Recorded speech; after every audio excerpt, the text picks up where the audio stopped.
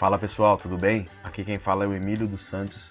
Eu sou fundador do blog Auxílio Digital e estou aqui para fazer um vídeo para vocês para falar hoje de hospedagem, tá? Então vamos lá pessoal, vou tentar ser o mais objetivo possível para ver se o vídeo não fica muito longo. Então vocês me desculpem se eu correr um pouquinho, tal, se vocês não entenderem, dá uma pausa no vídeo ou me pergunte. Então eu peço desculpas já, é porque os slides ficaram um pouquinho longos. Então partindo do princípio que o da hospedagem web precisa ter um pré-requisito básico. Qual que é o pré-requisito básico? O pré-requisito básico para se estabelecer uma hospedagem web é que você tenha um domínio, né? Então se você não tiver um domínio, é impossível você estar fazendo uma hospedagem. Alguns provedores eles disponibilizam um subdomínio gratuitamente, que aí não vem com aquela extensão .com, .com.br e tal, então é sempre um subdomínio que aí não fica caracterizado algo confiável. Então o ideal é você registrar um domínio mesmo. Se você não sabe qual é o conceito do domínio, peço para que você assista a primeira aula e depois você dá continuidade aqui no nosso. Então, para quem já assistiu, já está sabendo, então vamos seguir. Alguns provedores oferecem também um serviço de registro, que aí eu também falo lá na primeira aula. Os provedores de hospedagem, normalmente eles delimitam 3 recursos principais para cada conta de hospedagem disponibilizada. Um dos critérios é a transferência mensal, tá? Que é a transferência de dados, o armazenamento em disco, que é armazenar de documento, vídeo, áudio, enfim, o que você estiver armazenando lá, e a quantidade de domínios. Normalmente, né, o domínio é restrito a um só, tá? Então vamos falar da transferência mensal. A transferência mensal é medida em megabytes ou gigabytes. E mede tanto a quantidade de dados transferidos do servidor para os visitantes do site, né, e vice-versa, tá? Muitos provedores de hospedagem também contam na taxa de transferência o tráfego do e-mail, né? Então se você tem um e-mail lá sendo contratado também, então ele também conta isso aí. FTP é justamente onde você envia documentos para o seu site hospedeiro e do site deve-se observar o contrato para verificar que o que é contado, né, em cada caso, tá? Essa taxa é reiniciada no primeiro e segundo dia de cada mês, né, e geralmente nos painéis de controle permite obter o extrato de quanto está sendo utilizado para o mês corrente, né? Então, tipo assim, não sei quanto que eu utilizei esse mês. Tudo bem. Todo início do mês, se tiver ultrapassado ou não. O problema é que se você tem um limite mensal. Então o que acontece? Se você ultrapassar, é possível que você tenha uma hospedagem legal. Então tem que ver mesmo qual que é o espaço que você precisa realmente para poder atender a sua demanda, ok? O segundo tópico, que é o armazenamento em disco. O armazenamento em disco é a quantidade de dados medida em megabytes, que pode ser armazenado em disco rígido do servidor. Alguns provedores contam tanto os dados armazenados na área do FTP apenas, outros também contam no limite do banco de dados, e e-mails e até logs de acesso. Então, o que conta aí o armazenamento em disco? São os dados que são armazenados, né, no seu site. O banco de dados, porque você vai estar armazenando tudo no banco de dados, então do FTP vai estar conversando com o banco de dados, e o e-mails, né, que você manda, porque na sua conta vai ter e-mail, então a quantidade de e-mails que você está recebendo, que você está enviando, isso pode também alterar o armazenamento de disco. E os logs de acesso, então se você for um site que as pessoas precisam se logar para acessar e tal, então tem que ficar esperto com isso, tá? Essa informação geralmente está no contrato de serviço, ok? E a última parte do início aqui é a quantidade de domínios. O padrão do mercado é um domínio por conta de hospedagem. Porém, dependendo do plano contratado, você terá direito a mais sites ou sites infinitos, até que o espaço de armazenamento de dados chegue ao limite. Então aí a restrição não vai ser mais por domínio, vai ser pelo armazenamento de dados, né? Então, vocês conseguem entender que está uma coisa relacionada à outra, né? Então vamos lá.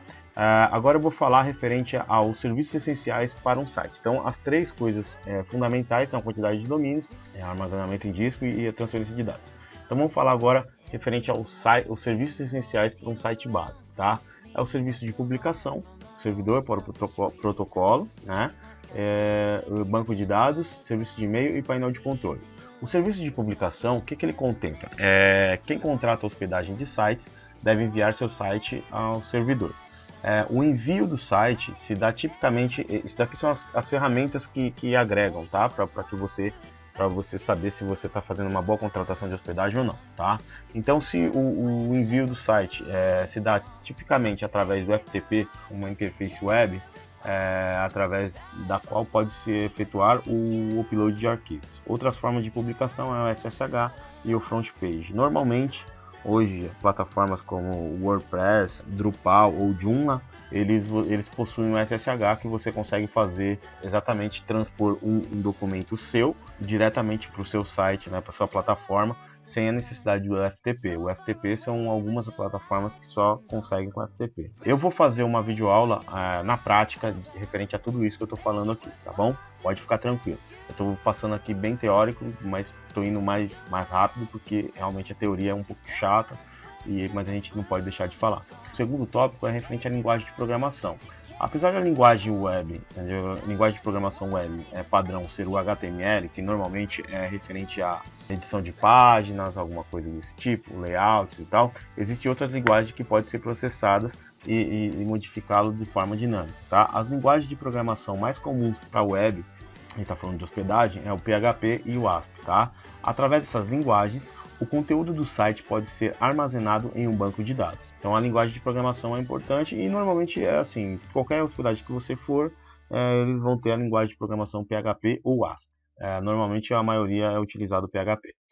O banco de dados, tá? O banco de dados mais comuns para a web são o MySQL, o Access, o PostgreSQL, o SQL Server e o Firebird, tá? Normalmente os mais utilizados são o PostgreSQL e o MySQL, tá? Os bancos de dados devem ser acessados através de uma linguagem de programação.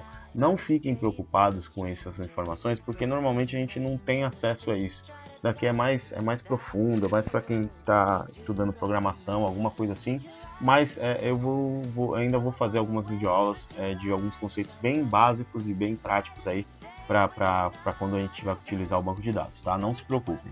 O penúltimo quesito é referente ao serviço de e-mail. O serviço de e-mail é composto por um protocolo, né, de recebimento e envio de e-mails. Entre os servidores de e-mail, o protocolo SMTP. O protocolo SMTP é o responsável por qualquer envio de e-mail, seja ela qual plataforma que for. Quando você está falando de envio de e-mails, você está falando do protocolo SMTP e o protocolo de download de e-mails para usuários, tal como o POP3 e o IMAP. O POP3 normalmente é aquele que a gente utiliza para fazer a instalação do Outlook. Se você utiliza o Outlook, então provavelmente você deve ter feito a instalação pelo POP3. E o IMAP normalmente é para a gente estar fazendo a instalação no nosso smartphone. A maioria dos provedores de hospedagem oferecem também uma página para leitura de e-mails através do navegador chamado Webmail.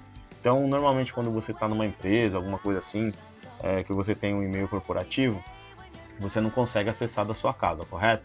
Então, mas para você acessar da sua casa, você até conseguiria, mas você teria que ter o e-mail do Webmail. Aí você consegue acessar de qualquer computador, que aí o seu login e senha vai funcionar.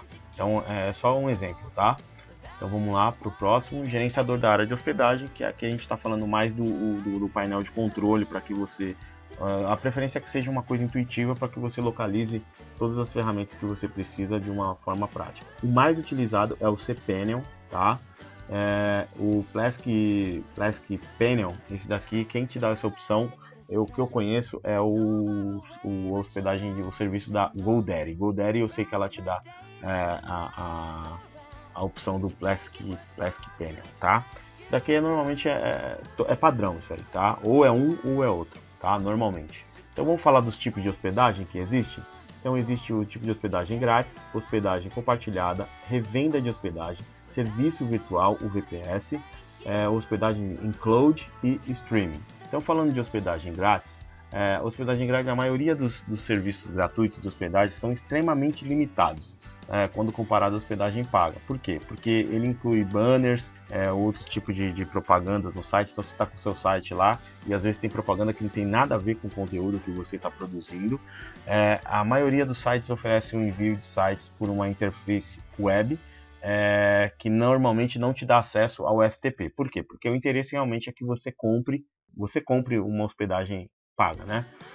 E o espaço, né, em disco e o tráfego de dados é limitadíssimo. Normalmente é muito pouco, então você não consegue fazer muito de utilização aí, você consegue ficar, dependendo de como está o seu conteúdo, seu segmento, você precisa expandir aí, fazer um pacote um pouquinho melhor. Então, mas de qualquer forma, muitas pessoas iniciam seu site através da hospedagem grátis, tá? Para início, tá tudo ótimo. Hospedagem compartilhada. Dezenas a centenas de sites são hospedados no mesmo servidor, o que garante o melhor custo-benefício. Isso não quer dizer que de fato seria uma ótima opção, tá? Acaba reduzindo o custo, mas necessariamente a qualidade não te atende. Tá, mas é uma opção também. Então nós vamos falar agora de revenda de hospedagem, dependendo de qual serviço que você estiver utilizando. Se você tiver uma plataforma que você vende, presta o serviço, né, alguma coisa assim, seria interessante você ter uma revenda de hospedagem, porque você pode automaticamente, além de criar o site ou dar acesso a uma plataforma, você também pode já estar revendendo aí essa hospedagem no serviço também. Tá? Serviço oferecido para quem quer oferecer hospedagem de sites. Tá? O espaço em disco e tráfego nesses planos é superior à hospedagem compartilhada e pode se colocar diversos sites. Tá? Então, dependendo se você for um web designer, alguma coisa assim, você já consegue trabalhar com essa revenda de hospedagem. Ok? Então, o serviço virtual é uma tecnologia que torna um mesmo servidor capaz de rodar diversas plataformas diferentes, tornando capaz de controlar melhor a hospedagem do site. Então é como se você fosse realmente um servidor e você disponibiliza o espaço para que as pessoas aloquem aí seus sites, enfim, então você tem uma capacidade maior. É indicado para aplicações que precisam de acesso total ao sistema operacional, mas que não precisem de muita capacidade de processamento. Por quê? Porque a velocidade de processamento, se você precisar pegar alguma informação nesse servidor, às vezes é um pouquinho lento. Aí o mais recomendado é o serviço de hospedagem cloud, né? Que normalmente é utilizado pelas grandes empresas quando elas possuem um CRM, um ERP, e aí elas precisam fazer a consulta. Quer ver? É a evolução do serviço virtual, né? É melhor que o serviço virtual, pois permite a rápida migração para outro hardware, caso apresente falhas. Por outro lado, é uma opção com custo inferior ao servidor dedicado, mas com qualidade superior, pois o dedicado está sujeito a mais falhas. A vantagem em relação à hospedagem compartilhada é que não custa consideravelmente mais e ainda assim permite isolação de recursos e que um site aguente uma quantidade muito superior de visitas ao mesmo tempo. Ou seja, é o que eu estava falando para você, um CRM, normalmente a empresa inteira roda através daquele servidor. E vários departamentos precisam fazer o acesso e não cai a conexão, tá? Então é um serviço extremamente profissional, é muito bom, é o mais recomendado. E aí, para finalizar aqui, pessoal, o serviço de streaming, de hospedagem streaming, esse serviço é oferecido para disponibilizar vídeos e áudio online, né?